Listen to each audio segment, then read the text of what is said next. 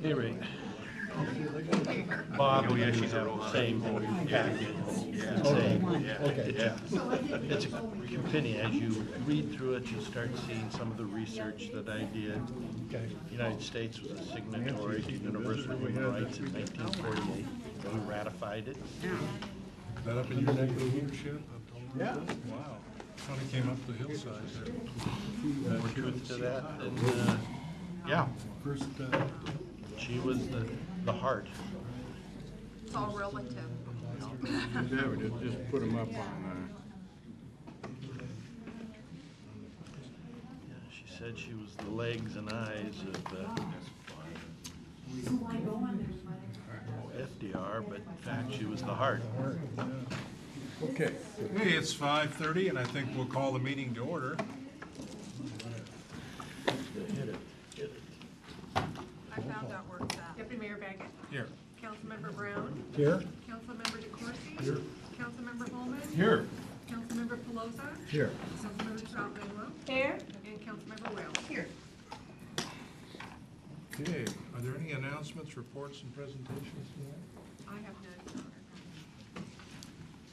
none. Agenda items for our council discussion, we have 4 of them here that are probably very important, might be a little lengthy. But the first one we're going to talk to here is ordinance number 6681, which is salary commission. Oh, there we are. Good evening, Council, Mayor. My name is Aaron Barber, and I'm the Compensation Employee Relations Manager in the Human Resources Department. I'm sitting in for Director Rob Roscoe, and we have a revised proposal to change ordinance number 6681 for your consideration. And this proposal is to have the Independent Salary Commission have salary setting responsibilities to include the mayor's salary, as well as the current council members that it has now. We believe that this is advantageous because it alleviates any potential perception and or bias to have the mayor and or city staff set their own salaries. And so I have looked at neighboring jurisdictions, and Renton, Kent, Redmond, and Federal Way all have independent salary commissions that review and set salaries for both the council and the mayor. So with that, I'm here to answer any questions that you may have. Could you Oh, man. repeat the cities? Yes, so it's Renton, Kent, Redmond, and Federal Way. When we look at the Independent Salary Commission looks at similar type governments to us, and so we look specifically at strong mayor and council forms of government. So they all have independent salary commissions that set it for the mayor as well as council members. Councilmember Pelosi. yeah, this commission has been, they were originated, I think, 3-4 years ago. And so the council has been under that commission as far as our salary adjustments. But I like this because it does formalize it into an ordinance. And, It has been, Bill. It has been an ordinance for council. oh, has it been an ordinance? For council only, right?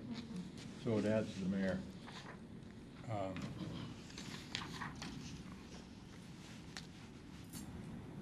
Okay, that's all I have. Thanks.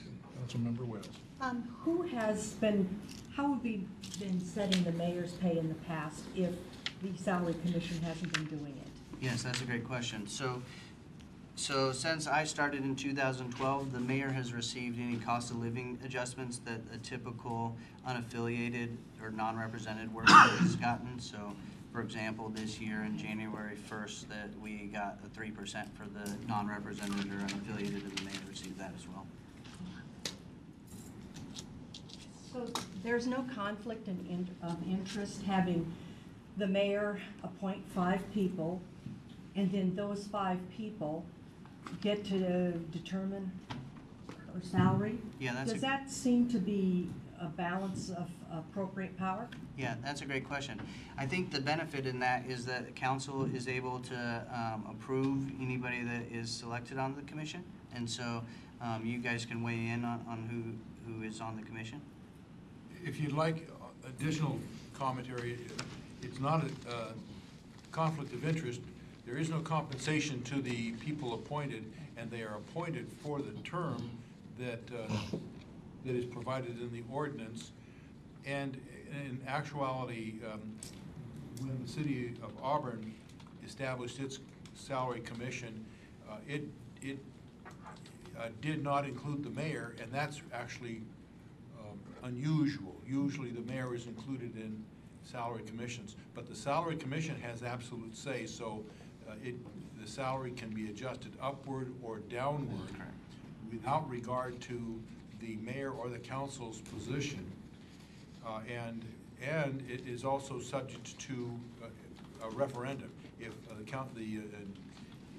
the commission did something that citizens thought should have been done differently, that can be presented to the voters of the city.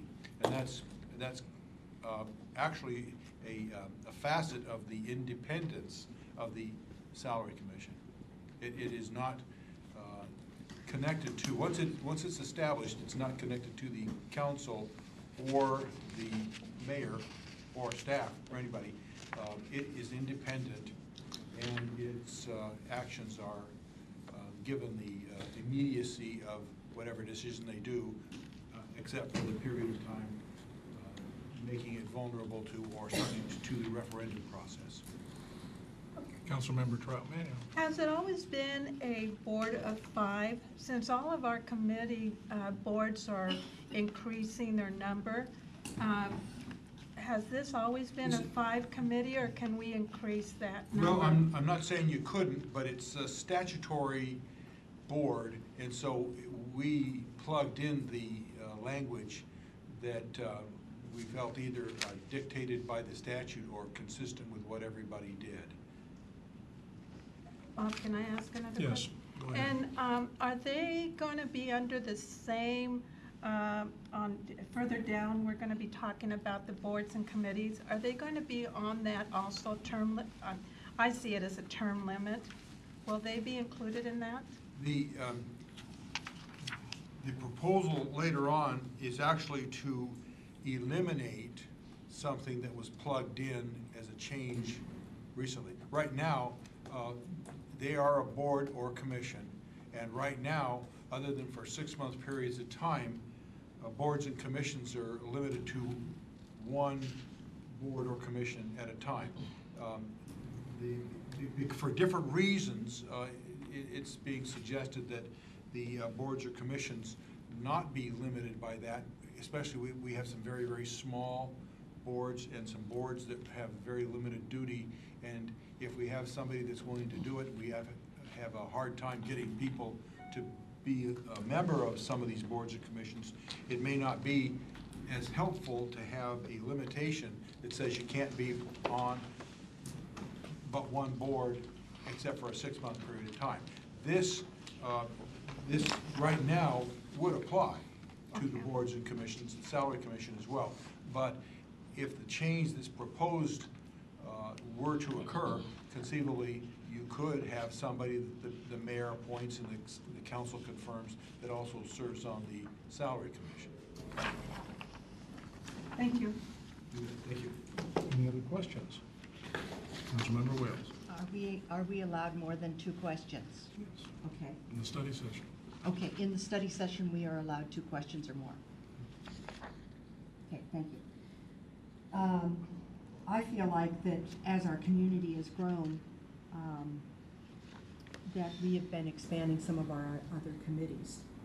And that if this committee is going to have the broader scope of looking at the mayor's salary too, that I think that it's incumbent upon us to have more representation to make sure that we feel the pulse of our community as opposed to less.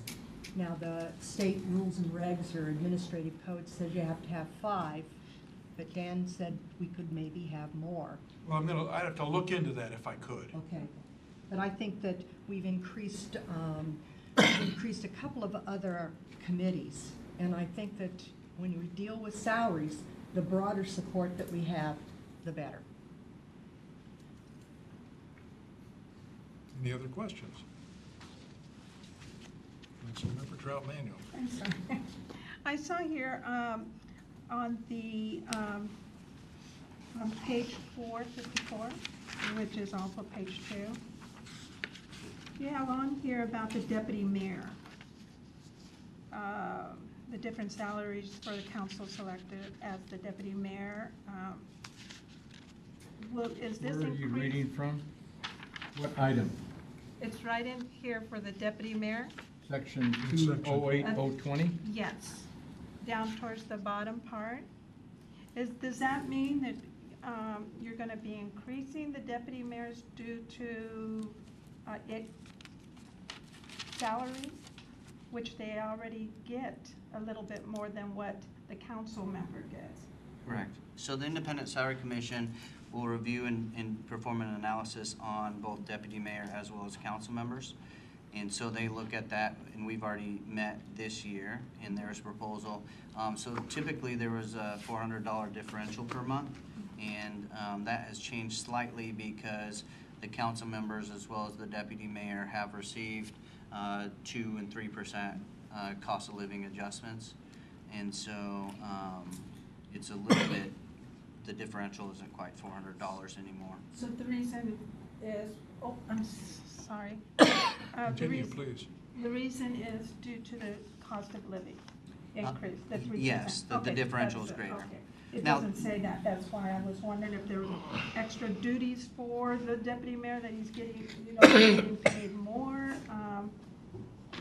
from what they're doing now. Sure, and that's all something that's subject to the evaluation of the Independent Salary Commission to review that analysis, and they give direction to staff representatives.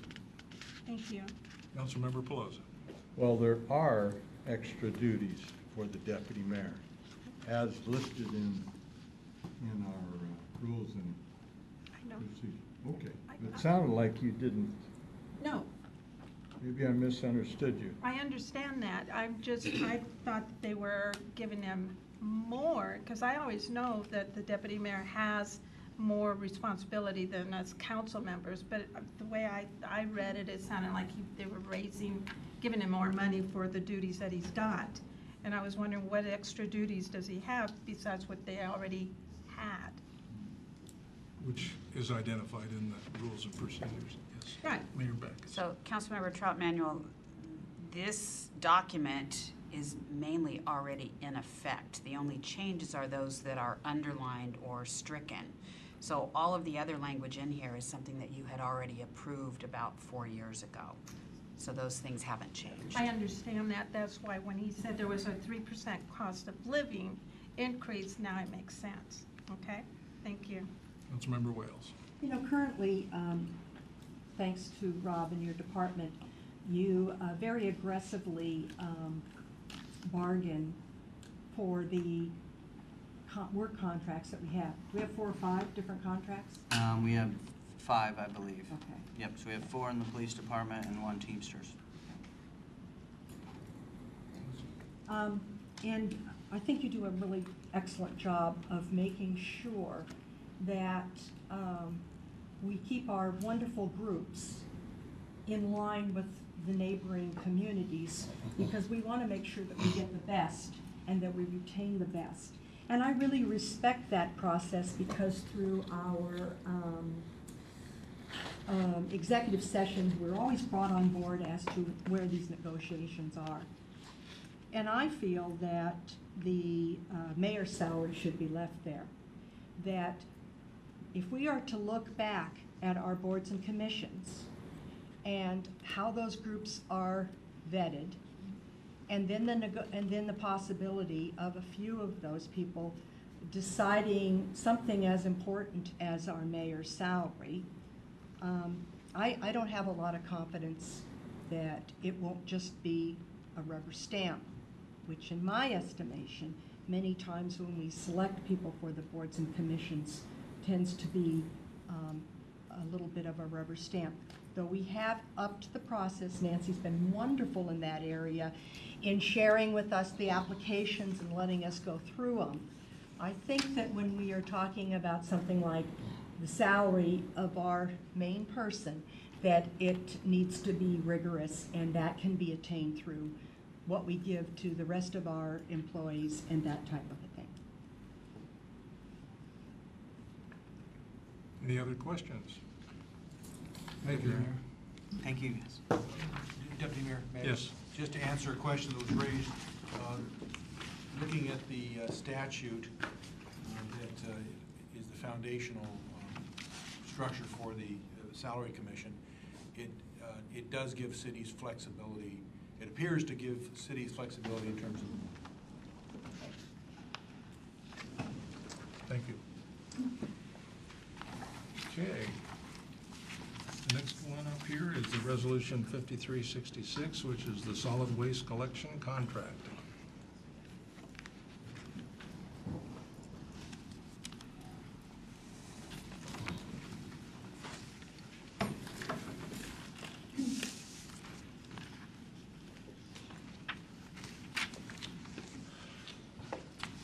Good evening.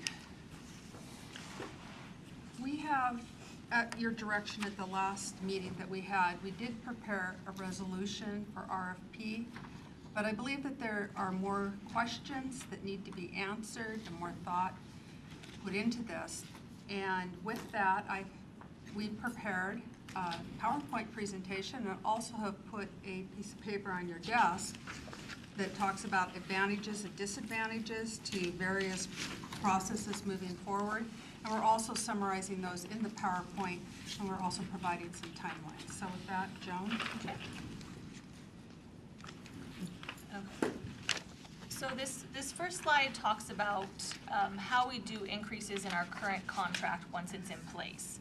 So King County controls what the tipping fees are, how much is for garbage, actual garbage disposal. They periodically do their rate increases. So anytime King County increases their rates, our cost that we pay our contractor is going to increase based on how much we estimate different containers weigh. We don't necessarily pass that on to our customers. So in 2017, King County increased their tipping fee. We didn't pass that on to the customers. We haven't done a rate increase since 2014. So we haven't done any annual CPI increases? We pay our contractor annual CPI, but we don't necessarily pass that on to the customers and change the rates that we're charging. Okay, great. I think that we need to clarify here. There's the retail rate, that's what we're charging our customers. We have a wholesale rate, and that's the rates that we would be negotiating with the hauler. So the next slide is, so in 2018, the CPI was 2.83, so that's what we increased what we pay Waste Management, but we didn't pass that on to the residents. There's no minimum or maximum that the CPI can be. We base it on that August to August CPI. And then we also we had talked about how we still have an option for a second 2-year extension. We do have to notify the haulers within 90 days of if we intend to extend the contract. So with that, we have a June 30th of 2019 deadline to get that extension if we choose so. As you all know, we did do the request for bid in 2016, and we had the one bid from Waste Management. They did request their bid bond back, so we gave that back to them in February. Legal has determined that that bidding process is no longer on the table, so we just want to make sure everyone's aware of that. And we have had conversations with Waste Management that prices are going up, so whether we're negotiating or going out for RFP or our prices, costs of service are going up right now in this region. Councilmember Brown. Yes, so you mentioned that the former bid is no longer on the table. Is that at our discretion or is that at the bidders? I'm going to The nod to the city attorney. The bidding process that was originally plugged in included a bid bond. The bid bond has been returned. We don't have anything, so we would be out of compliance with our process. So that, and that's the reason that I would have to conclude that it's off the table. Not to say it couldn't be re-triggered, but at this point, it's. We didn't formally bring it back to council to have the bid declined, so.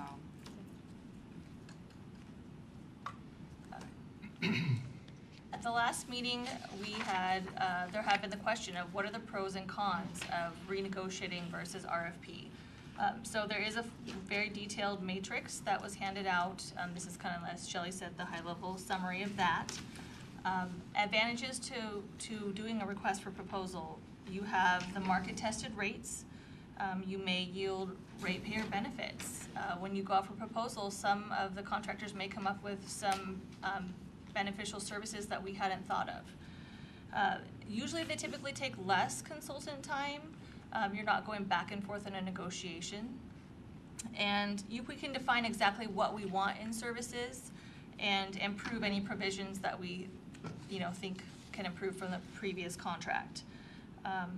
And there's the highest confidence in that you're getting the best service for the lowest rate because you have that competition to look at. Disadvantages, you have a potential transition to a new contractor. We have some examples of some cities that have had very successful transitions recently. Renton's one of them. But it is a process to go through that after having the same hauler for many, many years. And there's a delay in bringing, as we talked about, the city under one contract. Right now we have Republic Services and Waste Management in our city, if we go out to RFP, that process does take a little bit longer. We would have to exercise a portion, if not all, of our second extension option, delaying that incorporation of everyone under one contract. And along with the transition, you have to work with your new contractor to set up your reporting systems and your billing systems and all those relationships. Possibly. If. Possibly. Yeah, and then and there's haulers that have gone out for RFP recently who have stayed with their same hauler. So many options. And then there's a rate risk. We don't know what those rates that are going to be proposed are going to be. So. Well, and how I look at that is the same way as interest rate risk, whereas if you negotiate a contract today, there may be things that happen after you've negotiated the contract where you might have been in your extension that could happen, market events, and the contractor's going to absorb those risks. Now, the risks could be to the city or to the contractor. But as we get into this a little bit more, we'll talk about China sword, how that's a risk today. And that might, so it's a double-edged sword, so to speak. Any questions on this? So this next slide talks about the advantages and disadvantages to direct negotiation. So advantages, kind of opposite of the RFP, is you're avoiding any potential transition. You're staying with the hauler that knows your city, knows your needs, and you wouldn't have to do any of the work to set up services with a new contractor. It also, timing-wise, if we were to negotiate and it was successful, then we'd be able to bring the city under one contract, hopefully by that October 1st, 2019 date. Disadvantages, it's not a public process. You're behind closed doors negotiating out the terms of the contract until it gets presented to council. You're not certain the rates are the lowest. There's not that competition. So you can do your best to kind of look at what others happening with other cities in the area, but you haven't done that public competition process. And if negotiations aren't successful, you have to bear the cost of both the negotiation, having the consultant help you with negotiations, and an RFP consultant. So it can cost a little bit more. It's also difficult to ensure that the terms are favorable, again, because you don't have anything to compare it to. And the city usually has less leverage. And then also, in some cities, the contractor has come to the council if they don't like the terms that are happening with the city team. So that can happen too. And then China sword that Shelley had mentioned, that risk may be built into negotiated rates. Right now, there's a lot of uncertainty with the recycling market. You've probably all heard of the China national sword. I was at a task force meeting this morning on it, but basically China used to take in 50% of the world's recycling, and they have shut their doors. So they've put some items banned, but one thing they're not taking is mixed paper. So our mixed paper bales that used to go to China are now having to find some new markets, which are farther distances for shipping, and also plastics, the mixed plastics they're having trouble with.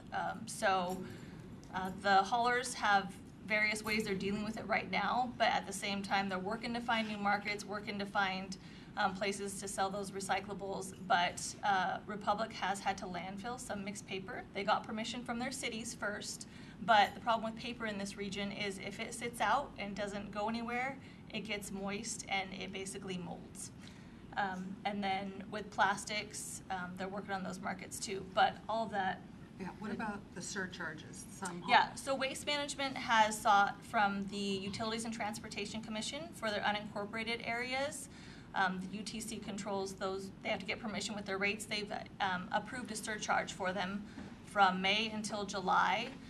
It's under $1 a month, but those unincorporated area residents are now paying a surcharge to help with the cost with the recycling. Because along with not being able to sell the bales of recyclables, they're having to slow down the lines at the material recovery facilities, add more people, trying to get as much contamination out of those bales as they can.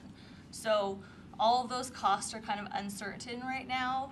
The meeting I had today, we had Keene County, cities, haulers, processors. We're all getting together trying to identify short, mid, and long-term goals that need to be achieved and messages to get. We want people to still recycle, keep doing it, but there is a cost to recycling. People have to understand that, and it's going up right now. So that's one risk of anything we do right now. It's a very uncertain market on how much those costs are going to get put into our rates. Councilmember Wales. So thank you. On this China sword thing, it's a disadvantage for negotiations, but isn't it also a disadvantage for the RFP and everything else? Yeah, I mean, if we were to, I'm going to show you some timelines that we're suggesting maybe putting off, doing our second extension and putting off RFP a little bit to help that issue kind of get settled out, to find what the new normal is, and hopefully, but it is a risk in both. Again. Okay. Can you explain to me the second item on the right column, contractor may go to council to get terms it prefers to those being proposed by the city team. Can you explain to me that? That has happened in some cities where if you're negotiating as a city team and you can't come to terms, that a hauler can go around the team and maybe go to council to get a little more direction from the council and see what they're preferring. Okay. So that is, oh, yeah, okay. That's normal stuff. Transparency, okay. It happens. Yeah. Or you want to say anything else? I wanted to talk a little bit about the China sword a little bit more. Thank you, Joan. That was very detailed. Sorry. Well, no, we need to know. That's good information. But the China sword risk, if we don't know what's going to happen. So there may be, if we either did an RFP right now or a direct negotiation right now, the direct negotiation would probably be a bit quicker. And if the China sword situation isn't given time to run its course with a final solution, which we don't know what that solution is going to be, maybe built into the rates. If we wait a little bit, it might sort itself out, and it might not. So that was the. Councilmember Pelosi. However, the RFP, according to your write-up, is a two-year job. Yes. So by that time, the China sword will probably be sorted out. It's got to be sorted out because it's going to cost entities a lot of bucks if we can't find a place to recycle all the things that China is not accepting. That's right. So we got that two-year window. Councilmember Wales. Could you negotiate something and have a reopener in there that deals with the China sword? suppose you can negotiate anything in there. A reopener, as long as it's limited to just the China sword, but then it could go the other way against the city. If it becomes more costly, we could end up paying more. If it becomes less costly, we could end up paying less. That's why you'd have a reopener. Right, so it could go either way against Yeah. the city. Okay.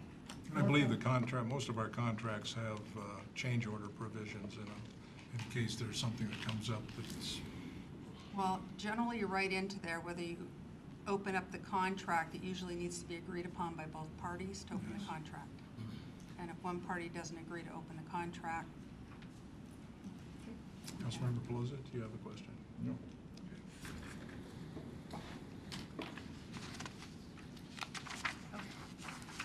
So this first timeline shows if we were to go into negotiations, and if this is kind of the longest, most costly and largest process. If we were to negotiate and for it not to be successful and then have to do an extension and an RFP. So we're looking at right now, if we were to do negotiations starting in October, running them through the end of the year, and then potentially having a draft contract in February of 2019. Because if we were to negotiate, I think the goal is to try to get to that, October 1, 2019, so we can get everyone under one piece. So we definitely would have to make sure we'd have a contract to you and either approved or rejected by beginning of 2019, so that we'd have ample time for waste management, if we renegotiated, to be able to incorporate all those Republic Services customers on the Hill in October. So there's routing and trucks and things like that to think of. So if it weren't successful, we would then, in June of 2019, I had mentioned that June 30th, 2019 deadline of if we want to do that second extension, that's when we have to have that decision by. So June 2019, council would authorize that second 2-year extension, and at that same time authorize us to start the request for proposal process. And then with that, we would start working on that process, and hopefully we'll definitely, this has some time built into it, put an RFP document out on the streets beginning of 2020, and then this timeline kind of runs through the process of proposals due and evaluation, so that you would have award a final contract by September 2020, which leaves a full year for either, if we were to stay with the same haul, the new hauler to have a year to get ready to start a new contract. You always want to make sure you have 12 months so that if they have to get new trucks or carts or anything like that, there's ample time and education to the businesses and the residents. Councilmember Wade. How many years have we been under our current contract?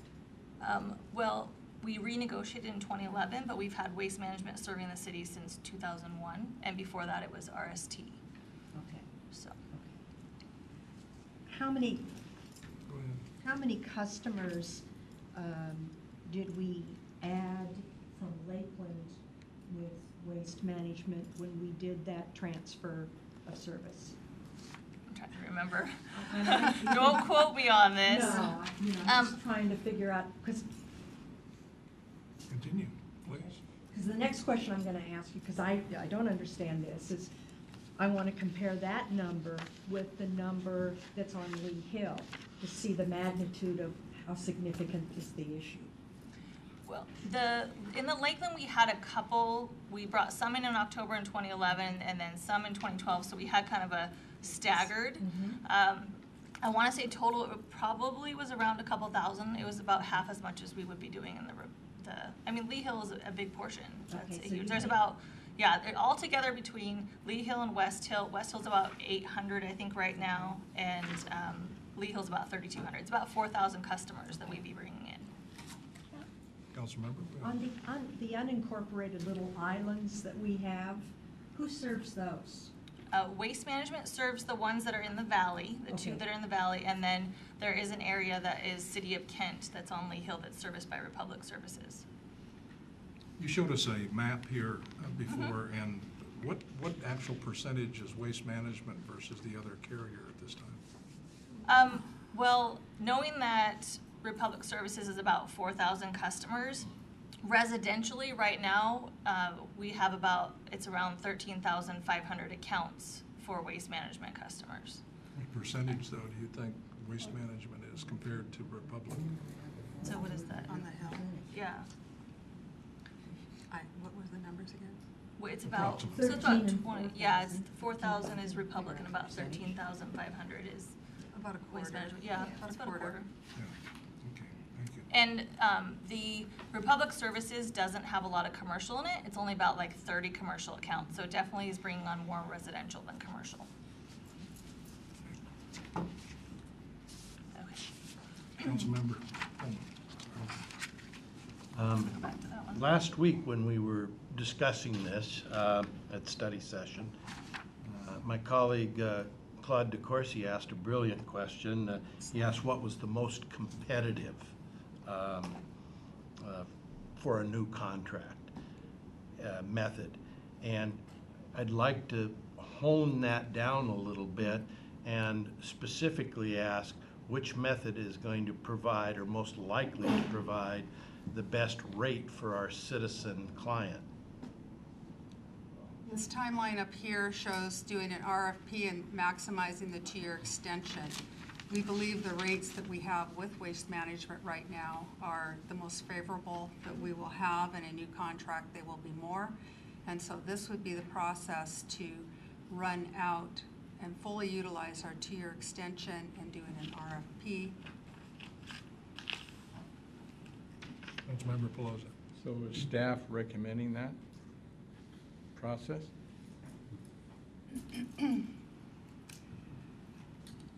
Staff will do what council wants us to do, but for the citizens and the lowest price, this would be the method, the way to go, an RFP, because as we get through this with No, the, you didn't, you kind of slid over that. okay.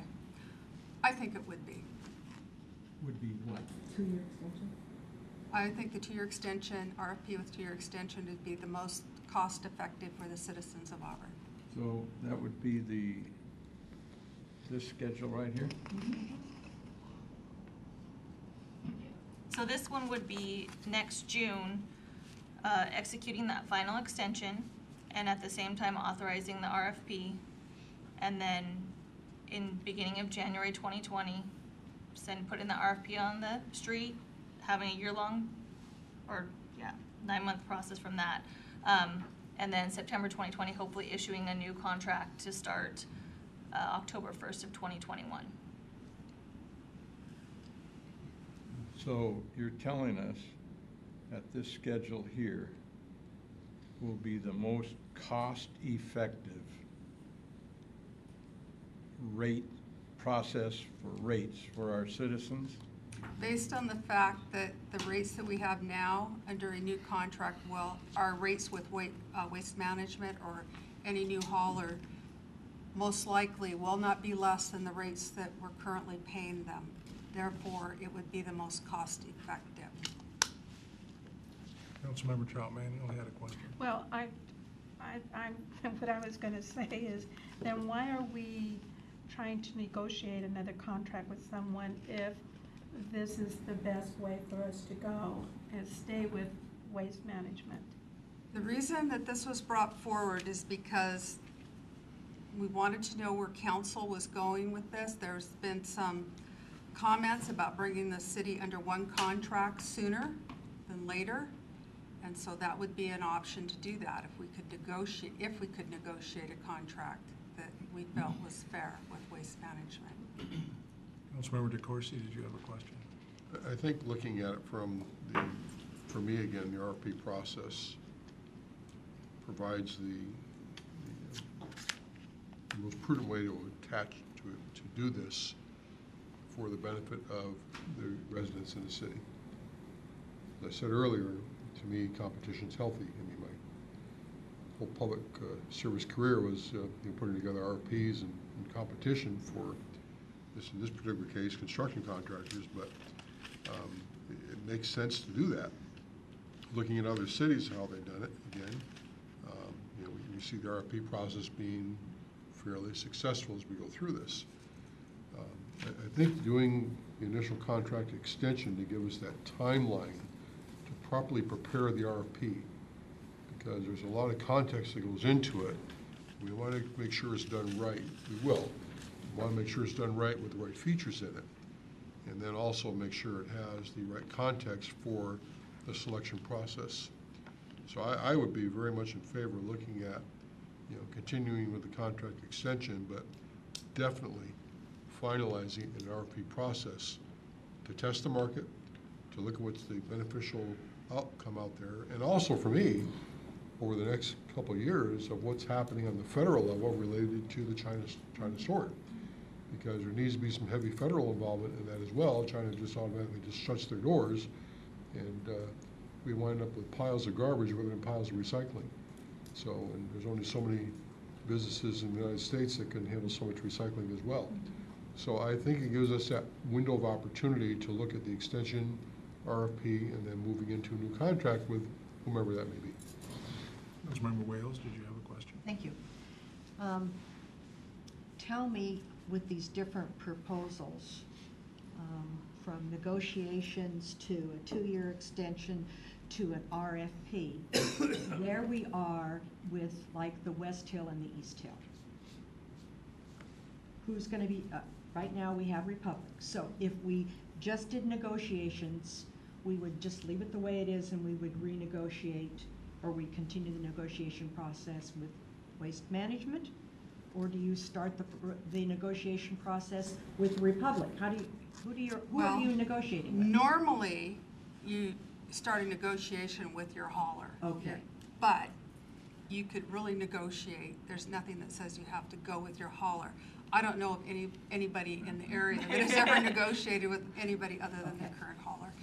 Would you actually be starting off as a basis of starting point from the request for bid?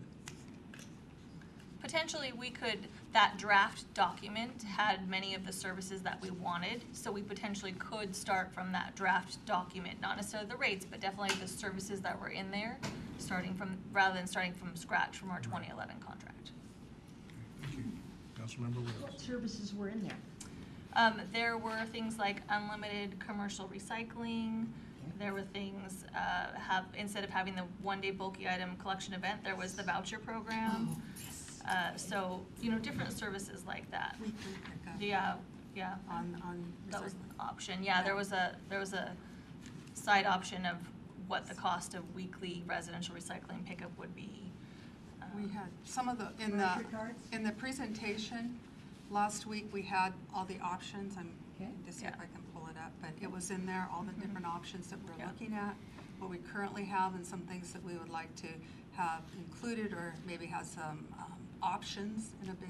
Yeah, we're adding some cart sizes for convenience for the customer. Councilmember Could you tell Troutman. me more about the vouchers for the bulk? Yeah, so, as right now, we have the bulky item collection once a year, and, people put stuff out, gets a little crazy out there. So an option that some cities have done, Tacoma has it, is to do a voucher program. It's not necessarily a physical voucher, but people can call in when they have a large item. Usually it's like one time a year they can put out up to 3 items. They would call ahead of time, say what items they had, and then they could put those out at the curb for no cost. So we're looking at transitioning from having the one-time event to being more, for the customer convenience when their hot water tank goes out, they could call.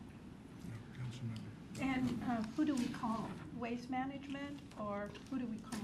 That depends. Right now, the city, we do the customer service. So if we were to do it right now, it would be us. That was one thing that in the bid contract, we were going to shift the customer service to Waste Management. Yeah, the hauler.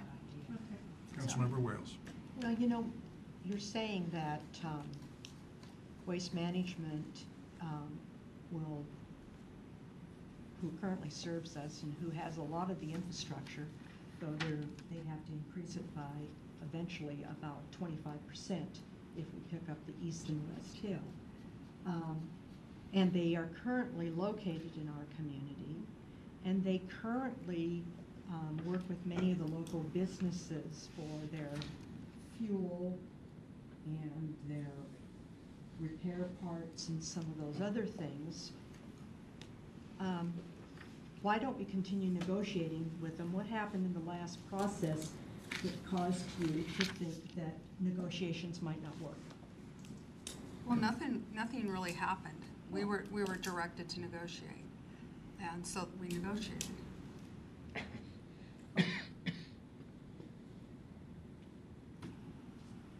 Okay, can I get a copy of the results of the negotiation? Are you going from the 2011 negotiations? It's the previous? contract, and we'll look forward to the contract. Oh, I thought we just got through negotiating one and it didn't work out, so. That was a bid, request for bid. And we learned some things from putting the bid out, that the haulers in the area really want requests for proposals. We've talked to them, which we'll do again, to see, what things, we haven't heard that not having the infrastructure is a hurdle for them. That hasn't been something that's expressed, because usually when you have long-term contracts, they're able to spread those costs out, so. Councilmember Wales. So the progression is, you do a bid, and then the next step is negotiations, and then if that's not, you do an extension, and then you do an RFP? No, we don't normally do it in that process. We went for an RFB, which is different from an RFP, a request for bid versus a request for proposal. And in the request for bid, you put out the services and its price generated, and you go with the lowest price. In an RFP, there could be some other things that be considered. Some services, maybe the price might be a little bit more, but the services are a little bit better. So it's not just on price, it's on service also. Councilmember Pelosi. Back to my previous question. So this schedule here, right here, is what staff recommends. Yes. Is that true?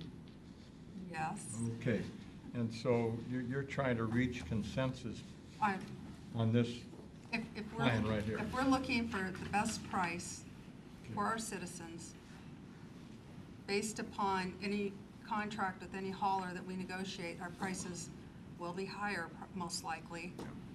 Okay. And a competitive process. And the competitive process also.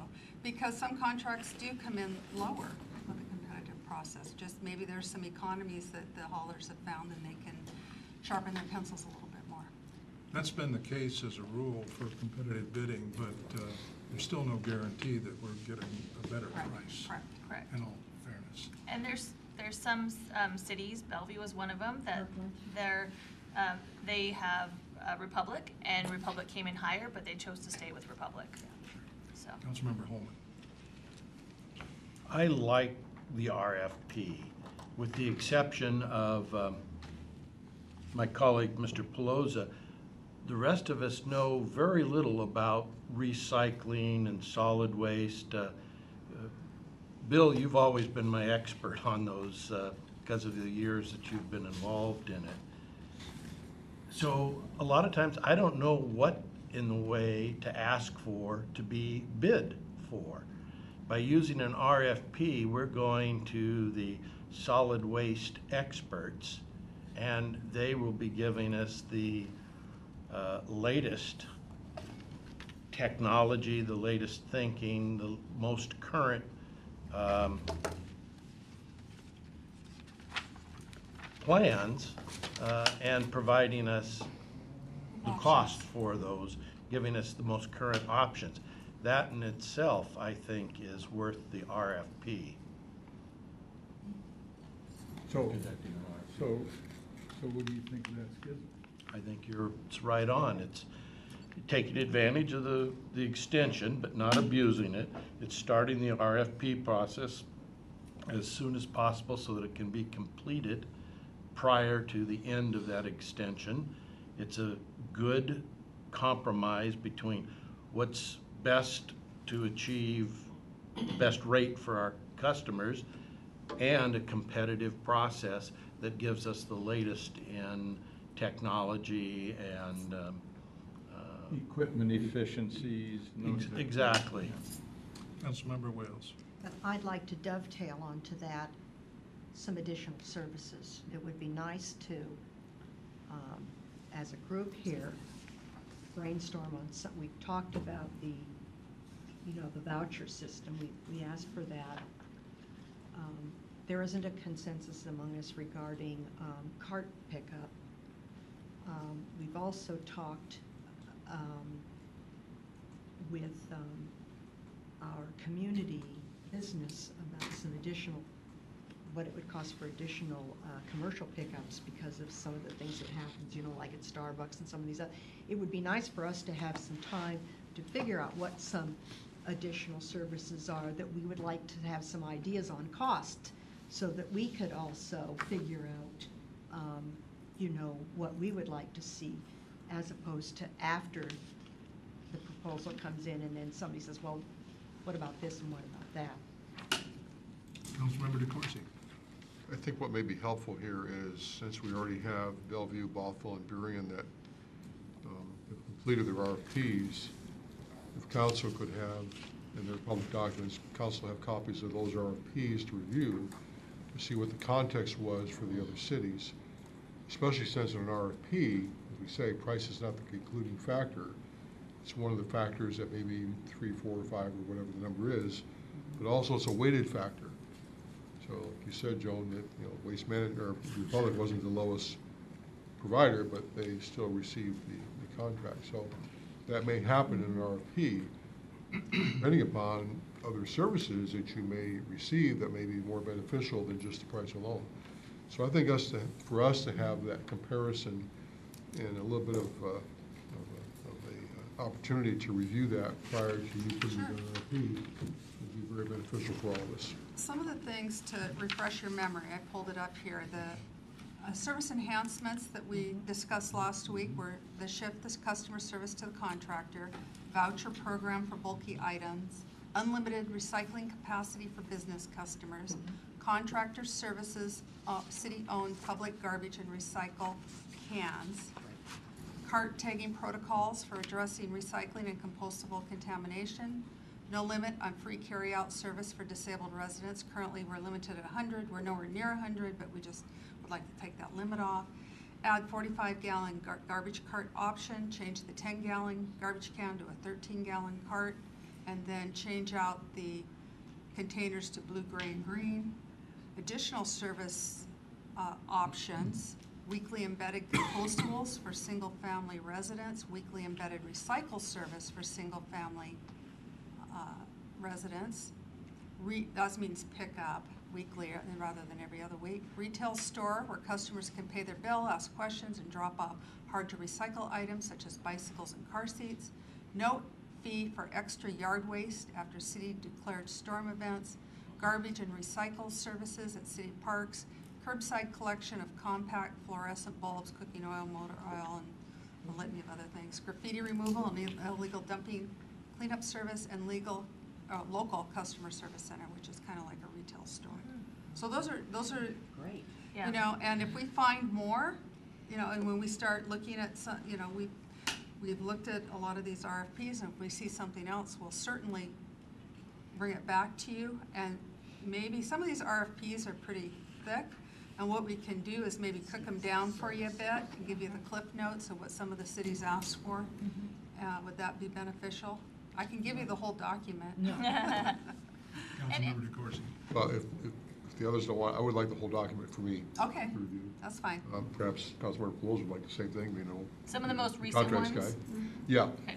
and also I think for that, to look through the RFPs for us also, is to look at what their scoring criteria was and how they Sure. provided that to the vendors, the potential vendors, to look at how they were able to reach the conclusion they reached. 'Cause I think it's important for everybody to know what the percentage bases are, what the scoring criteria is, and how that affects the actual final contract in place.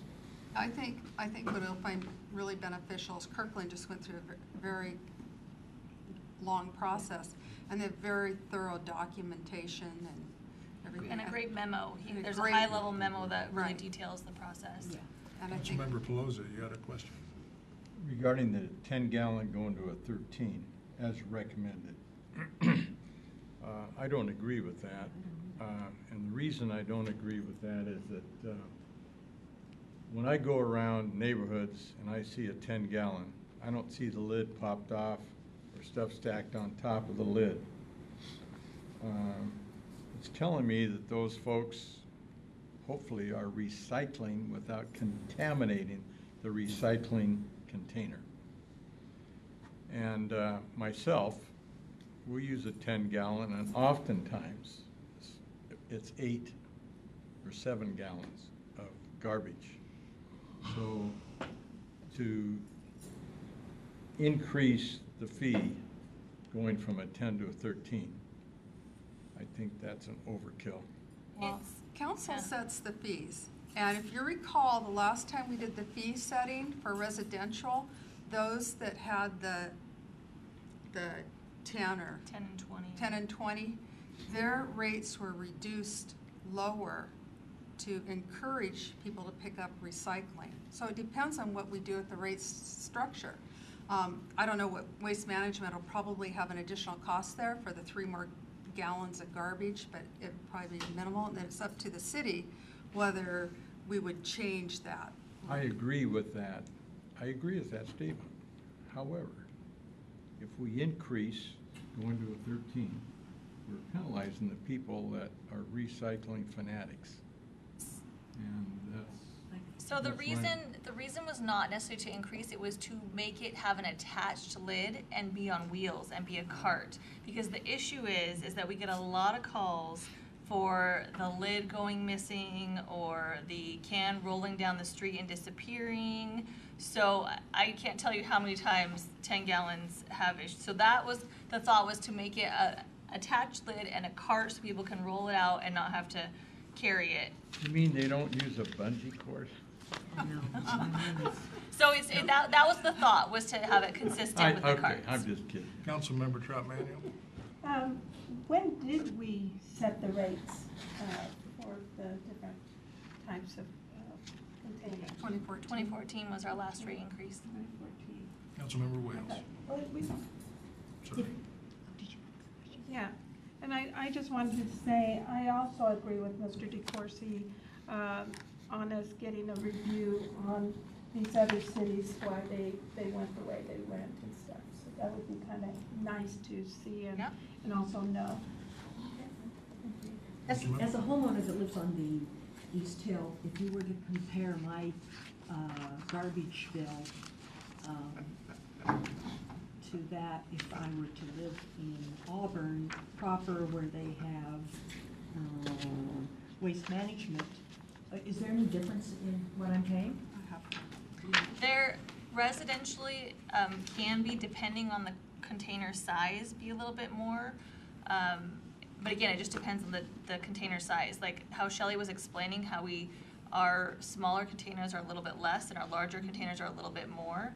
So if you have a smaller container, you might be paying a little bit more, but as you get into a bigger, you're actually probably paying less than, it just depends. All the rates are different, so. Okay, at our place, a 10-gallon or whatever, 13-gallon is virtually unheard of. I mean, we're into ginormous.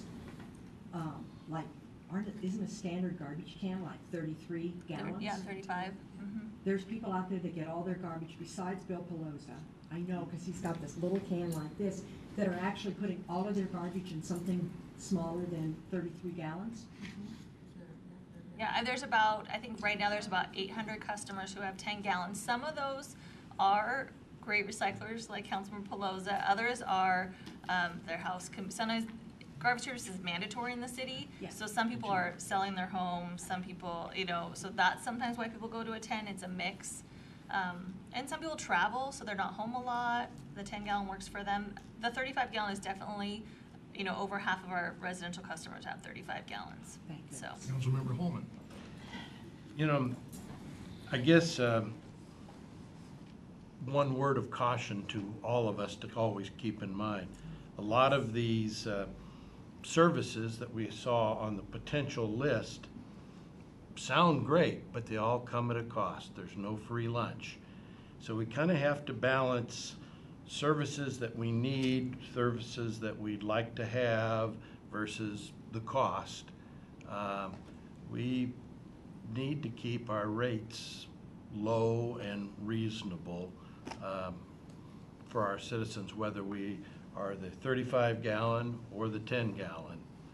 And just, we have to be, always keep in mind that these neat-sounding services have a cost associated with them.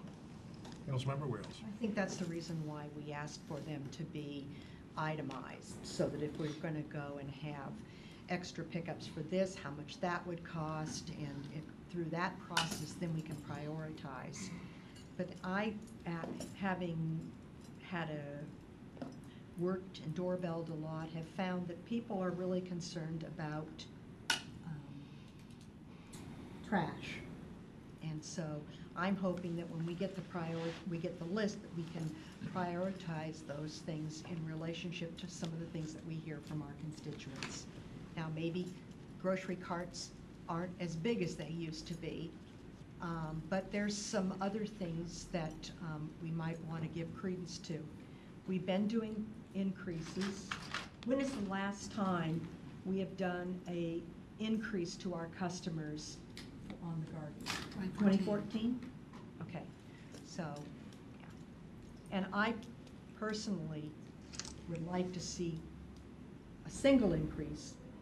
I'm not in for this phasing it in so that our constituents, those who every once in a while look at their garbage bill, even though they're paying it every month, when they finally look at it, they see that in their mind, the perception is that it's always on the increase. I think we need to figure it out, bite the bullet, and then let it stabilize. I'm not supporting this phase-in approach. Talking a little bit about cost, have you estimated what it would cost the city to do a negotiation versus a RFP? We have some numbers in that matrix. It's usually around 25 to 40,000 in consultant and rate for the contract consultant and the rate consultant when you're looking at a negotiation, and then you'd have an additional 25 to 40 if you were to do an RFP process. It's a range, it just depends on how long the process takes. If it's quick, it'll be less. Yeah. Why would we need consultants for a negotiation versus an RFP? Oh, we do. All the cities use a consultant it's a dynamic area and what's going on. They make he makes contract recommendations, and he knows what's going on in all the cities. So if we want to know, like when we're talking about getting you RFP information from these other cities, that's where we're going to get it. But an RFP preparation that would take considerable months to develop, that would, to me, take more time for a consultant, would it not?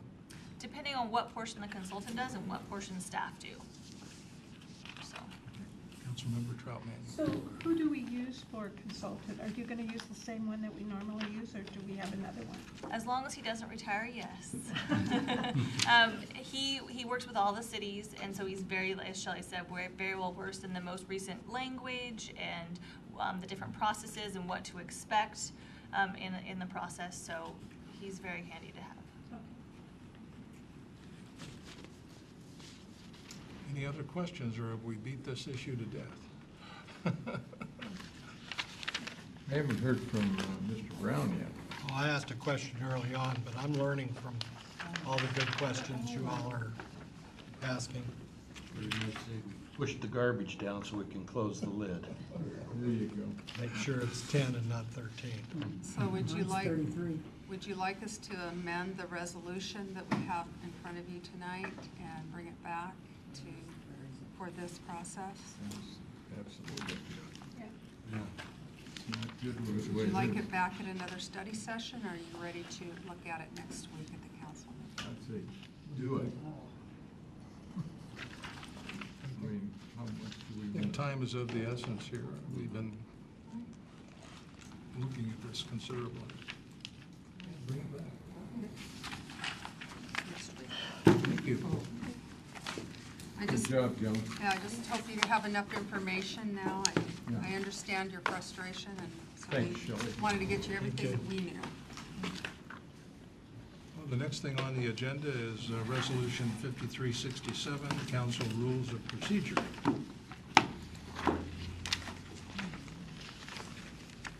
City Attorney Hyde. Thank you, Deputy Mayor, members of the council. Mayor,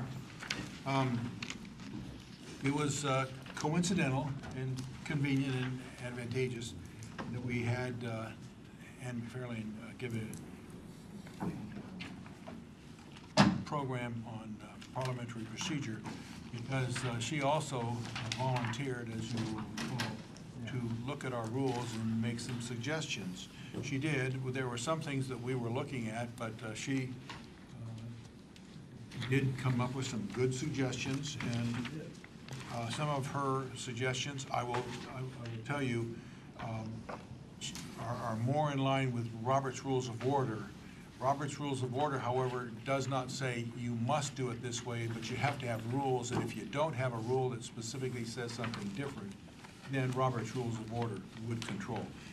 Her rationale for some of her suggestions were that even though there were reasons for departing from Robert's Rules of Order in some areas, there are good reasons for staying with that in some areas, and other areas, she actually pointed out some issues where there is some inconsistencies in some of the statutes between different types of cities, and her language is, I believe, I would suggest, is even more correct than some of the statutes that apply to other cities. With that, if I were to start off with the proposed changes to the rules of procedure, some of them, for instance, if we looked at page 7 of the rules of procedure, there was a change that was suggested in terms of the language of what is included, or what it takes to adopt an ordinance. And her language, again, this is one of those products where there are statutes that say one thing for certain cities and statutes that say something else for other cities. And her language, and I would give her credit for this, an ordinance shall be adopted by a majority of the city council. The language that was being stricken here was relating to grants of or revocations of a franchise. That's actually included in the statute, but it is not necessary as long as we have the majority of the council. Ironically, that triggers a change to, on page 8, to the last paragraph of under Resolutions O, where it adds the language that was included in the statute. This is actually more accurate. I would defer to her in those areas where she is familiar with a lot of different practices of cities across the state, but I would agree with her in terms of what she actually did is more accurate, even though the language that the city council had in its rules was based upon statutory language. This is actually more accurate. And if I move on to the next one,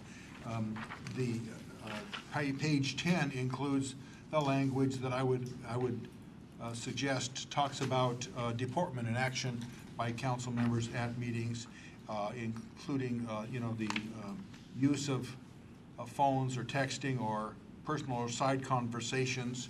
This is something where I had some language, she had some language, we combined them, and I did run all of the language that I came up with after our conversations with her, and she's very, very comfortable, supportive of it. And this is something that she thought ought to be plugged into the rules, so that, number one, we also address if I call it the deportment, how we react with each other, but also to avoid the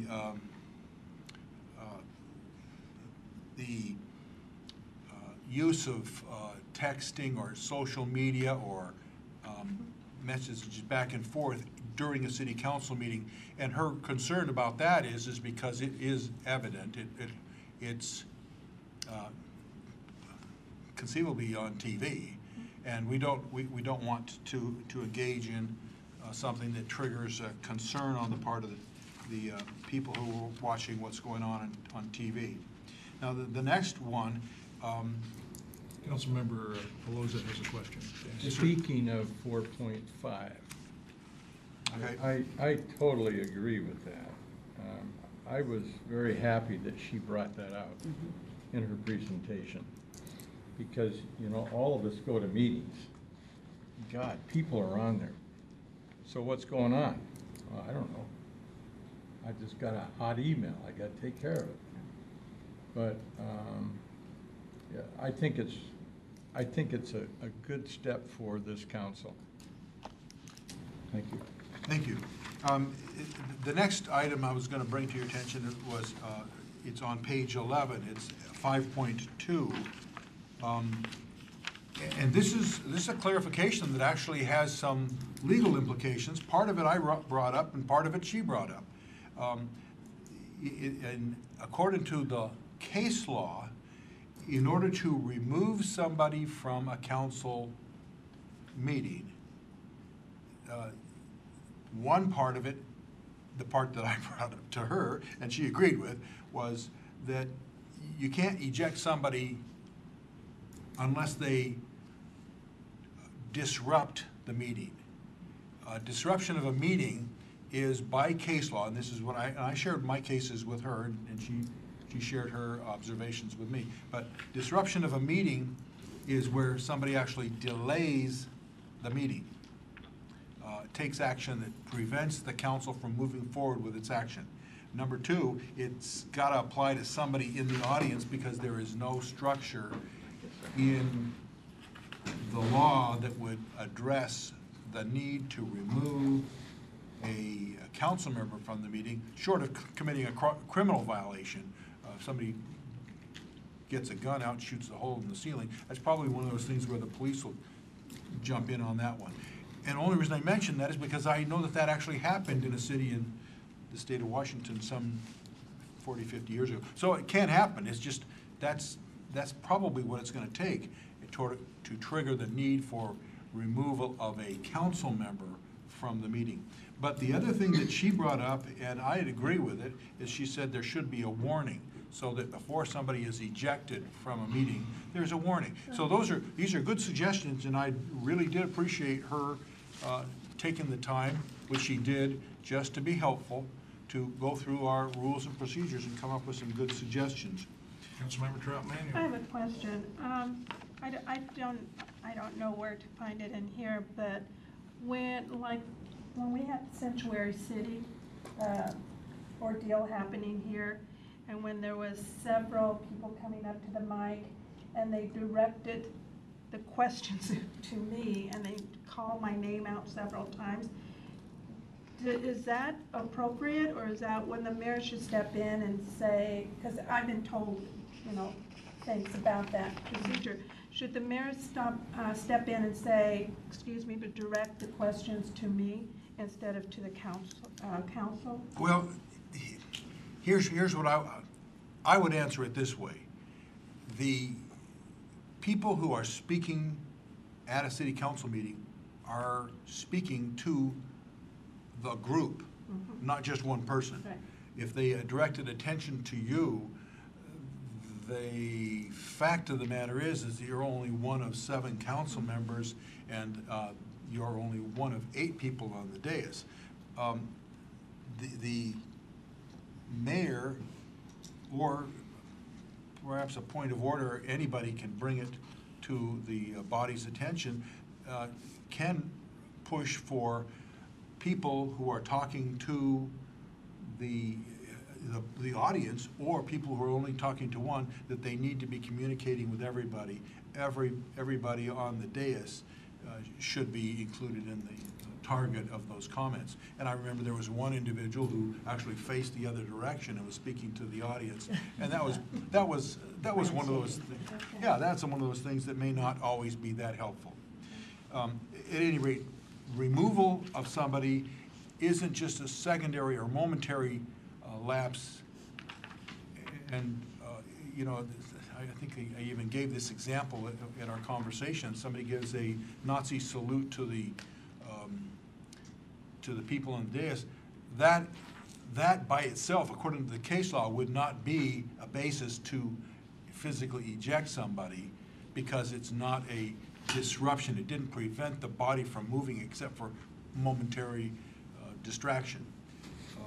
So that's one of the things that the two of our strategies came up with in terms of the language on page 11, 5.2a. The next items, and this is one of those areas where on page 14, this is one of those where Ms. McFarland, as a parliamentarian, was more protective of the body rather than an individual member of the body. And for instance, our rules say a motion may be withdrawn by the maker of the motion at any time without the consent of the council. That is not an absolutely unusual thing, but her commentary as a parliamentarian is that once a motion's made, it actually belongs to the entire body. It's not something that should be allowed to be withdrawn. That is something you could do, but her reasons for suggesting it are legitimate. Somebody could make a motion, it could have the support of enough people in the council to move forward, and yet it's withdrawn, and that from a pragmatic standpoint perhaps, and perhaps a practical standpoint, it makes sense for a motion duly made and seconded to belong to the body. On page 14, toward the bottom, 8 was now 17. The language that she suggested was, it's a minor sounding change, but it does make sense, because when you think of it, in order for a person to be eligible to move for reconsideration, that person has to have voted with the side that won. And the language, and you think about it in terms of it, that's usually the majority. What if you had a three-way issue and you had people who didn't compartmentalize their positions or votes in A or B, it's A or B or C? You could actually have the prevailing side with less than a majority, and you don't want to preclude the opportunity for reconsideration. So using the words prevailing side versus majority side actually gives more authority or more opportunity for reconsideration than would be the case if it had to be a majority. And again, I appreciated her looking at these, and she did this not only pretty quickly, but she did it as volunteering and helping us out. Okay, and then this is another thing that she suggested, and this is on page 15, and suggested plugging this in. It answers a question that could occur. A motion for reconsideration is debatable if the motion being reconsidered was debatable. If the motion being reconsidered was not debatable, the motion for reconsideration is not debatable. The debatability of it is dependent upon whether or not the underlying motion was debatable. And That's clear. That's clear. I'm just glad we've got our deputy mayor that understands all of this. Absolutely. It took We're 1 going to year of rely law. on you. well, I could give you a chart if you wanted it sometime down the road that shows all of the debatable motions and all of the non-debatable motions, and they are distinct. Well, there you go. I think that the sheet that she passed out has that. Okay, and then finally, I think it's finally, on page 30 of the rules, there was some language that... What page, sir?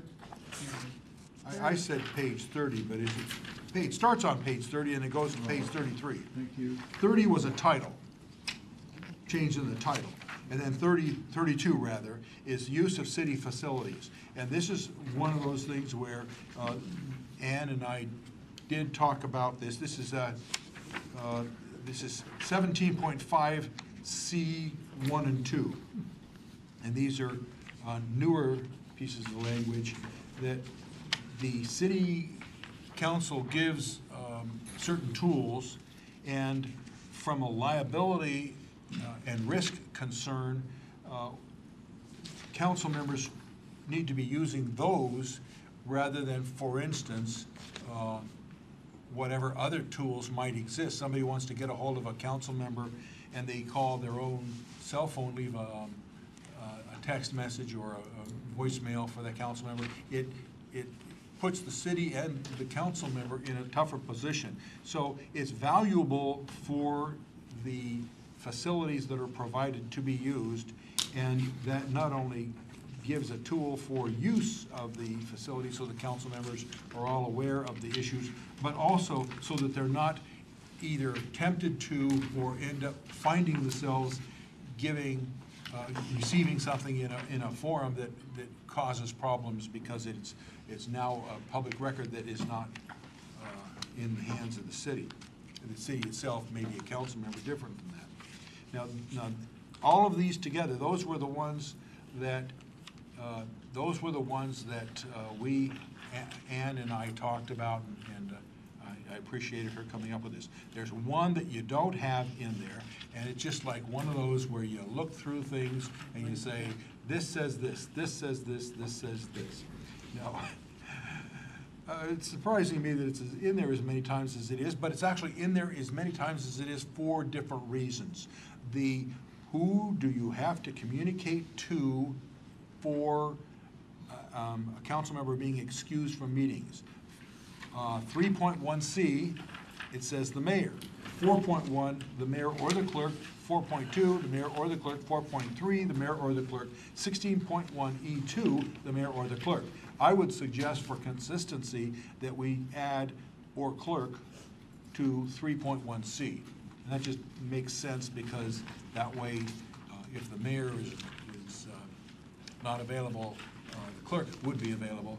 And those two individuals have offices that would be able to make sure that that is received and understood. Councilmember Troutman.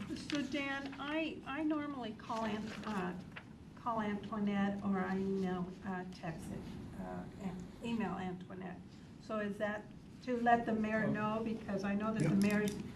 I think the mayor's, well, the mayor has staff, the clerk has staff. Right, and that's why I let know.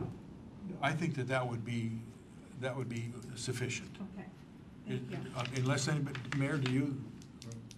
If it's an email, it's always beneficial to at least include the mayor in that email. And I think that I do sometimes, not all the time, but I do believe that I do sometimes, or I directly sometimes send it to you. Yeah, it would be appropriate Yeah. to, if it's an email, to include the mayor in that email. Councilmember DeCoursey. Just back on page 47, Dan, under C, 1, let me make reference to a specific product on here, like iPad, iPhone. Should that be more generic in case at some point in time the city changes, the equipment? It could very easily be. And what I might suggest is if we added the words "or comparable piece of equipment," Councilmember Pelosi. Also, that same item C1, we have selected parking stalls. I think that should be included. Available parking stalls or something, because we only. Well, have let me 6. throw a thought out on that, and I'm not trying to argue this. There aren't enough anyway. But the facilities that are used and identified in C are intended to be so that there is some way for information to be received. The parking lot may not be where you receive information, and so it could be different. And I'm just going to. But it says "and facilities," Dan. Come on. Well, I'm not saying you couldn't put it in there. I'm saying that it's for a different purpose. Well, I think Councilmember Wales. to require us to park in that parking when there aren't enough slots, I don't know if we have to speak to the parking lot. I purposely park out front, because when I park back there, I've gotten 4 flat tires, and I have yet to get a flat tire out front under the security lights. So, from a security point of view, I prefer to go out there where the street lights are and where there's parking than over there. And there aren't enough anyway if we all park there. Now, that was the description I was going to give. I don't know if there are other things that people wanted to Councilmember Holman. Consider. I need a point of clarification. Page 10, item 4.4 is underlined. Is that just a new number? Page 10, item 4.4, number, the numeral 4.4 is underlined. Was that just a number change? 4.4, sometimes technology has a mind of its own. Okay. Ain't that the truth? 4.4 should not have been underlined, but I didn't know how to undo it because every time I would take it out and I hit a hard return, it pops right back in underlined. Well, my old Selectric had a whiteout correction button that Well, worked every time. You know what I do also have is I have one of those ink eraser things. I just couldn't figure out It what looks was... funny when I do it on the screen. Councilmember Wales.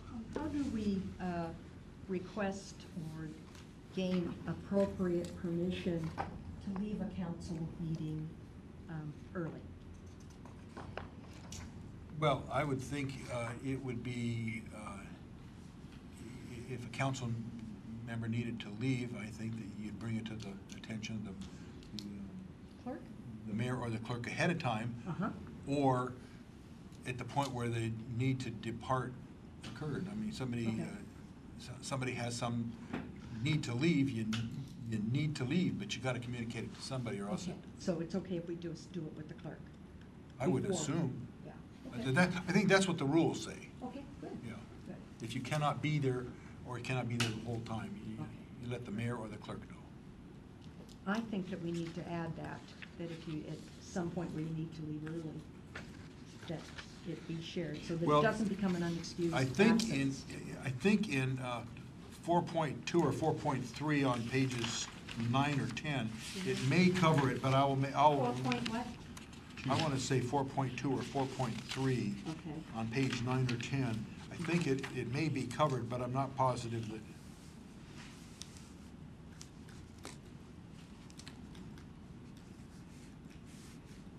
It's just of ad hocs.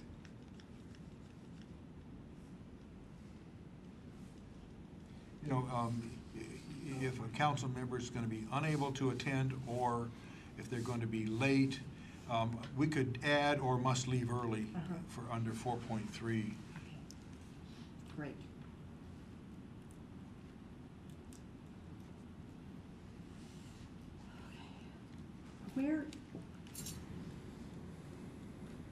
Where in, I'm sorry, Councilmember Wales. where in here does it say that we only get the 2 questions? And where does it say in here for study sessions we can ask more than 2 questions? I'll give you the answer that it's actually in the same place. It's actually 7.1 on page 12. It actually talks about no member shall speak more than twice on the same motion. And motions are only before you. Motions are only before you on regular and special meetings. But it does say, except by the consent of the presiding officer or the majority of the city council. So the 7.1 is the one that triggers a limitation on the number of times that a person can speak to the same motion. And because it says motion, it has to be a regular or a special meeting, not a study session, or no motions. Okay, but that doesn't hinder you from requesting from the chair, may I speak on another item? So it doesn't limit you for only 2 questions. No, Yeah. I think I made that clear earlier. Well, I don't know if you made it clear. She shouldn't pick it up then.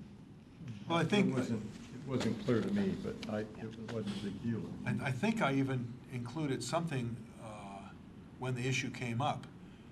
because there is permission, there is a way to get permission to speak again in the rules.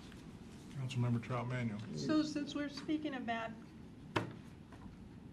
abiding by this book, then all the sidebar yelling out or making loud comments and stuff while we're still on the meeting, is that in here anywhere? Yes, sorry. Well, 'Cause if we're gonna this be- defines what you can do. This doesn't preclude, I don't know when you say loud comments, that's a little bit scary to say, okay, not loud Yeah. comments can be made, loud comments can't be made. Let me rephrase it, It's like here. saying, oh, Mr. Brown, you know, why did you have to do that? Stuff like that. Oh, do what? You know, well, you know, What'd I I'm just using, you see, like he just did. Is that allowed? You're not supposed to. Okay. You're supposed to communicate as a body through the process. You're supposed to be recognized by the presiding officer, and comments are supposed to be in conformity with that type of communication. You want to talk to the body. You don't want to talk to individuals. You don't want to have the sidebars. You don't want to do that. That doesn't mean that people couldn't do it accidentally or without intending to be disruptive or anything. Somebody says something funny, a laugh might be very normal, but it's not necessarily, it's not what Robert's Rules of Order contemplates, if that makes sense. I think a study session might be a little bit, shall we say, less formal. Study sessions would be, because some of the rules don't apply. Some of the rules, the limitation on the number of speaking to motions, there's no motions in a study session. Councilmember Trout. Well, I thought that that's what we were all about, but then all of a sudden I'm hearing that we're using this book, and, you know, and I just think that we're getting too stiff, you know, where we can't say this, we can't joke around and stuff like that, especially in a study session. And I feel that since it's, you know, we should know how to behave ourselves, but not be so stiff and use this all the time, you know. So, anyway, that's Councilmember why I Williams, asked. you have a comment? 4.5 speaks to inappropriate or derogatory body language. So that would include, one of the things you and I've talked about is people rolling their eyes. Yeah. And so I think this is just a very classy way of saying some of that. And if I may jump in at this point, that's actually some of the language. When we talked about inappropriate or derogatory body language, and one of the comments that Ann McFarlane mentioned, she said that should apply to staff as well. And my response to her was, the staff has restrictions on the rules, the HR rules. So there shouldn't be that either. But the rules of procedure for the city council actually are rules of procedure for the city council meetings. Councilmember Wales. Because that's kind of getting into a gray area that I have some concern with, and that's the staff. We've cut the meetings by 2/3. If you listen to what Dana has shared with us as it relates to our printing needs, because we've gotten rid of some of our meetings. And you can't equate people time to pieces of paper, but the printing was $30,000 a year, and it's going down to $10,000 by having fewer meetings. And we've talked about the rolling eyes, and you've shared with us that that's part of being professional in your comportment in being a professional. I really have a hard time with, we have way fewer meetings. We have really highly placed, knowledgeable directors. We've cut the meetings, and they're not all here. And it's really, really important. And I think that for them to be able to work with our mayor and be able to see and advise her as it relates to the total of what's going on, they need to stay for our travel logs at the end of our meetings, because that shows, like with Yolanda, all the stuff that she's doing so that they know what's important to us. And I find it kind of disrespectful, I think, when they pick and choose when we have far less meetings and there's only, you know, a few real major deal break, you know, directors, executive directors and those type of things. And I think they should stay for the entire meeting. Councilmember Trout To Manuel. dovetail, I didn't know she was gonna bring that, so that's why I'm just gonna dovetail on that, is because there's been a couple of times that we have council members wanted to ask a certain director a question, and we looked around, they were gone. So we didn't get the opportunity to ask those questions and get a clarity of what was being presented to us. And that makes us have to call them or email them the next day or just forget about it. So I do have to agree, if we're gonna have them, we're talking about some things that those individuals should be here. It would be nice to have them stay, so that way, in case we do have another question, we'll be able to ask them. Councilmember Pelosi. I agree with that. I know that there have been a lot of times where one question leads to another, and then we turn around and say, oh, Dan's gone again. The city attorney's always here, or City someone. attorney and our I'm just wonderful, being kind of jovial. and our Okay. police officers Uh, are here, and Danny, thank goodness. So I'm not finished yet, Largo. Excuse me. So, it would be nice if we had the directors, at least for the council meetings, in the event that something comes up where we need an immediate answer, so that we don't forget about it. That is a good point, because we all are busy in our own worlds, and what we say should be important to the directors and the citizens that watch this TV.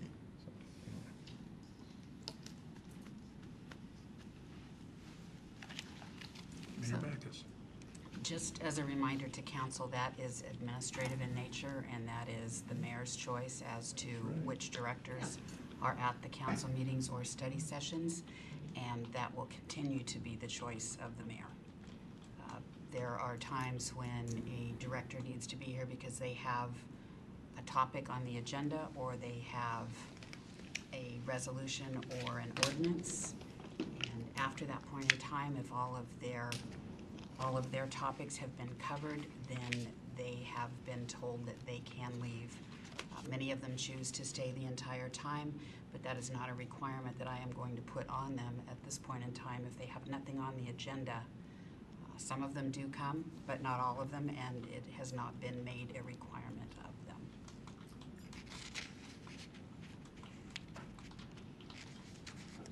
Councilmember Holman.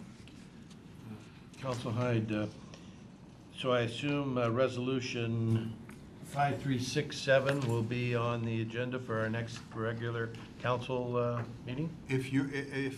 With your consent, it will be ready, and I'll make the changes that we talked about in terms of, or comparable equipment, or adding or must leave early, and adding mayor or clerk, so that 3.1C is consistent with 4.123 and 16.1. Councilmember Brown. E2.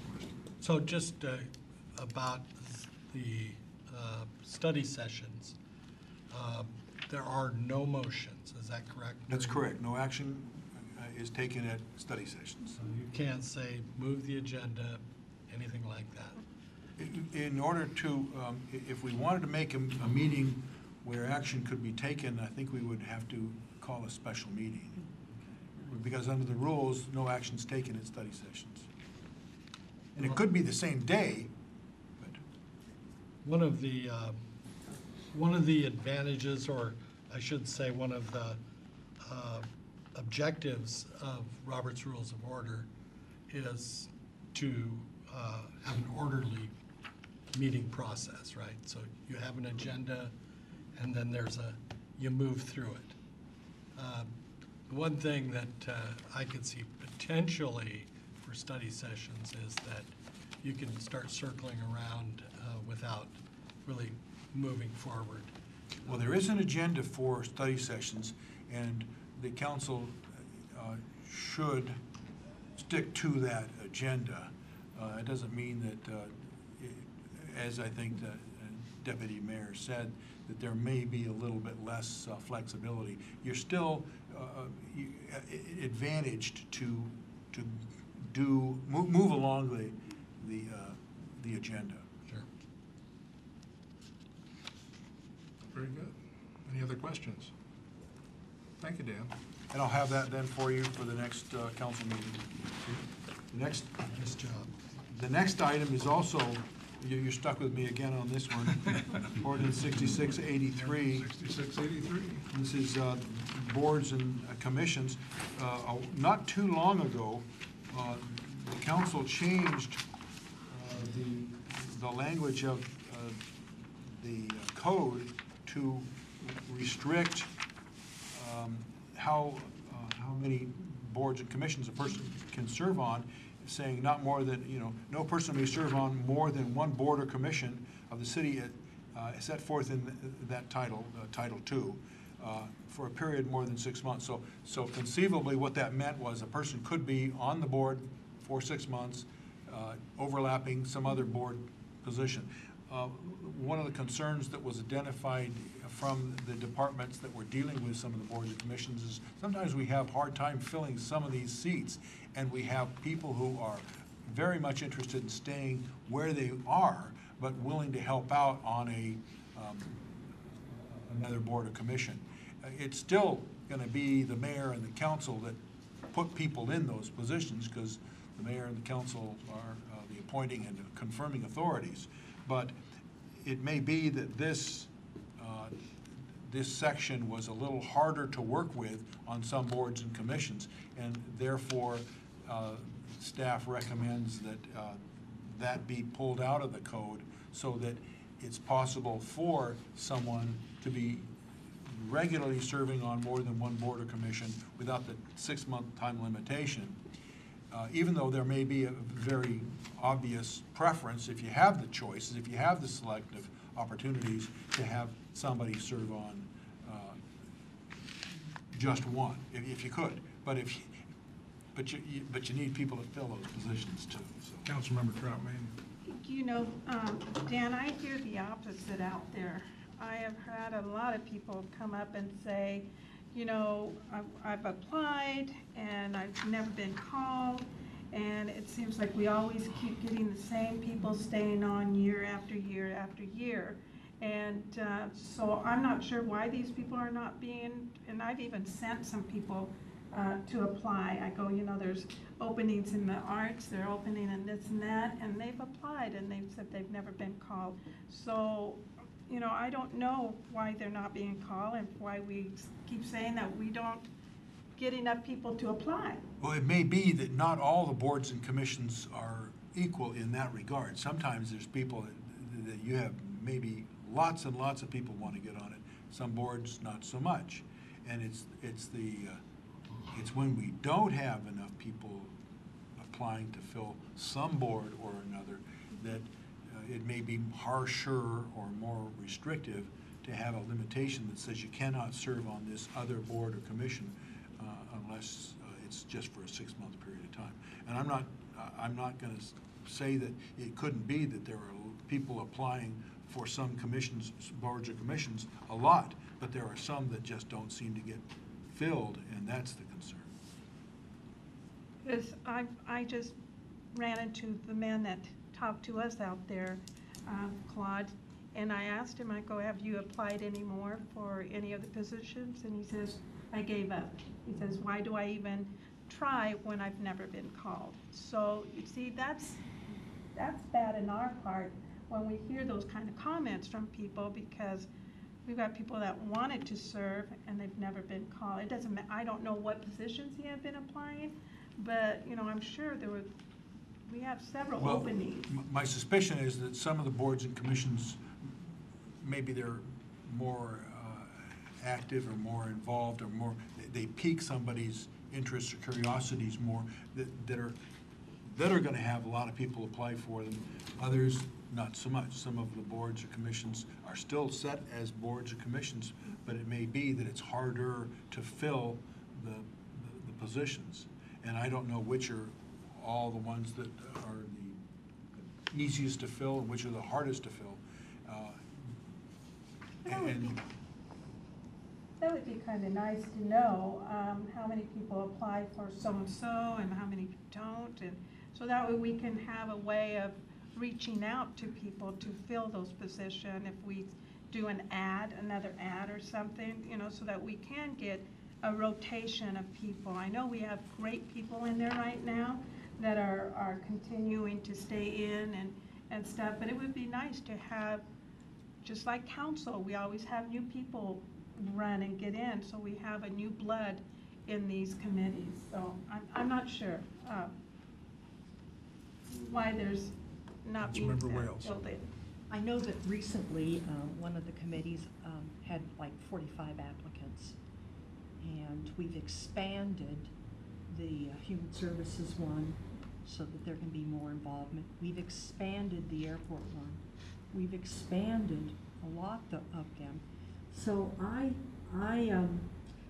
don't know if this is, I think we need to have people just on one, with the exception of a couple of committees, one of them being the salary one, because it usually only meets once or twice a year, and to take the skill of those people and say, this is your one thing, and not let them do some of these others that meet more frequently is a little harsh. But I think that I think we also need to consider term limits too. Some of them do have term limits. The Salary Commission has a term limit, so Yes, you can I only. saw that. But I'd like to see I'd like to see term limits on the Human Services and some of the others, so that we get more involvement, which we have been getting recently with the positions that have been opened. Mayor Backus has a question. Well, a comment. So in the past year and a half, we have changed the process significantly to where there is an online application. It has been shortened so that applicants do not have to fill out an application that is similar to an employment application. There have been numerous ways that it has been promoted out in the community, including social media, on our website, and mentioned sometimes in the Auburn Reporter as well. Sometimes we do, as our city attorney said, get numerous people applying for those boards and commissions. Some of them have not completed the application. That has been the case on many of them. So when you have people who have completed the application and gone through the process appropriately, that's who you go with as part of the selection pool, not those that did not complete the process. If the people that you have been talking to, Councilmember Trout Manuel, that have said they've given up, I doubt that it's been in the last year and a half that they applied, because the process has been changed to where there is more notification and more comments with anyone who has applied. Some of the boards and commissions are very popular. Some of them, not so much. And there is a great deal of work involved. Some of them meet on a less frequent basis, and so those might be more appropriate for someone who does not have ample amounts of time to volunteer for the city. But when you have someone who is willing to serve and you have openings, you look to see what that pool is, and you do interviews and selection process from those who are willing and able to serve. Just a point of reference here, for example, we all received a copy of the, sometime back here, not too long ago, about the current openings that they had available on all these boards. The Airport Advisory Board had 3 openings, Civil Service Commission, 1 opening, 3 openings on Human Services Committee, Parks and Recreation, 2 openings, Transportation Advisory Board, 4 openings, and so on. So there are openings on these boards, but some of the people that we found are not able to meet during the time frame, for example, and that may take them off the roll for application. Councilmember Wales. I think that that we need to be aggressive, far more aggressive in recruiting. That some of our minority groups, some of our disadvantaged, some of our business people that can qualify for some of these based on the nature of the committee should be recruited. That if we just rely on that multimedia, that some of our non-English fluent people may not have access, and that with the type of community that we have, I think that maybe this is something where HR should help us so that we get that diversity. I know that the police department is always looking for diversity, and they don't rely on just one single way to do it. That we want people of color, we want people of economic diversity, and that we need to do some serious recruiting. If you look at what the universities are doing now, they are no longer just taking those people that can fill out the application and have the 4-point degrees and did all the public service and are star discus throwers. They are now out there actively looking for people that have such gifts to give to us that do not impact that application, that aren't brought to the forefront by that application process. I think that we need to go out there and do recruitment. And maybe the best and most even-handed way to do it would be to see what our HR people can do to get other types of people. But we expanded the airport one. That's why there's 3 openings. We expanded the human services one. That's why it has so many openings. So I think that we need to get more diversity and give more opportunity, and it may take more effort on our part, but we need to do that to be representative of our community. Councilmember Brown, you have a question? Yes, so Mayor Backus answered part of my question because I was curious what the process is. And then I guess I would also ask, do you have somebody in your office making calls to those applicants? And how does that work? So, yes, those applications are all brought in through our office. In fact, I have a binder on my desk right now with applicants for those boards and commissions that have openings. And then those that have completed the process, for one thing. That's always important. If they haven't completed the form, they are not considered in the process, in the review process. There are interviews that take place with other members of that board, and typically the director and sometimes myself of those boards and commissions. And then maybe the top 1, 2, or 3 can come forward, and we've had director and mayor interviews with those people, and that is how we've had some of our recent diversity on some of those boards and commissions. Councilmember Trout Manuel. Nancy, what are the reasons, or on the applicants, why haven't they completed? What are the questions and stuff that keeping them from completing the applications? There isn't any specific reason. Sometimes they start the process and they just haven't finished it. They hit submit and don't come back to it. What are the, could we get a copy, or, you know, So I'll just go on there and I'll get it. Well, you see the questions because you see the applications. Mm-hmm. It's a very basic application. It's why are you interested? What is your background? What do you believe you can contribute? Those are pretty basic questions, but sometimes they just fill out the section with name and contact information and don't fill out the rest, or they fill out a portion of it and don't fill out the rest. So I can't tell you that there's one specific reason why they don't, but it's not that long of an application. Councilmember Holman. Perhaps you could follow on after you and your director have chosen the board member To bring forward. Could you talk a little bit about the process then, where our consent is then gathered? So then, And you, this is mainly for your. as a council, you have stated that if it's someone that is being renewed or that has been reappointed, you don't require their application to be shared with you again. We still try to do it, but you don't require that. If it's a new person, we try to provide you 1 to 2 weeks at least in advance the applications back in your council area so that you can see who the applicant that we are bringing forward is or applicants, and you can ask questions of myself or of the director who oversees that board or commission so that we can answer those for you in advance of the council meeting when you are approving the appointments. Councilmember Brown. So in my professional life, I do a lot of recruiting of volunteers, and one of the worst mistakes that you can make is recruit and then don't use them. So it does irritate people when they think that they have asked, that they think they've applied. I wonder if there's any way of getting back with the individual, if there's contact information to say you have not completed, giving people the opportunity to love their city. Absolutely. Right, you know?